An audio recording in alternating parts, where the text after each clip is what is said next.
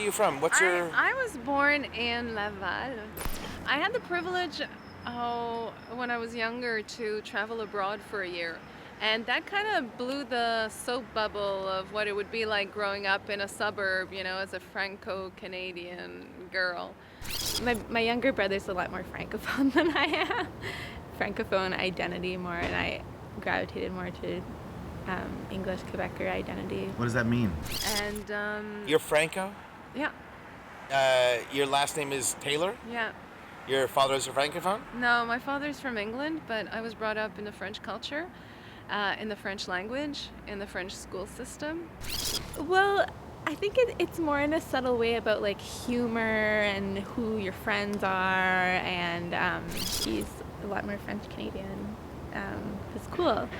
He just went to French school his whole life and circulated inside those groups. So Yeah, and even in the schoolyard at, I guess, grade 4, this was ongoing subject. This was really important, and you had people, making clans of yes and no, and I don't think anybody knew the bloody issues.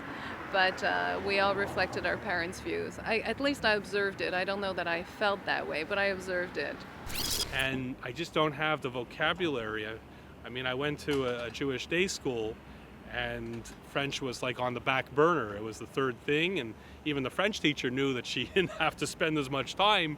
In most Anglophones, but especially English Jews, were all moving en masse to Toronto, where they now send their kids to French immersion, which is the whole crazy thing. I can't say. The only thing that would really have been a significant thing that made me change differently than had I not was living in the UK for a year at the time. That really changed your life, eh? Absolutely, Your whole outlook. yeah. And how old were you when that happened? 10 to 11. Yes, I mean, more and more I see that I am living here and that I do need to operate to some degree in French. I do find myself with some people in NDG going back and forth.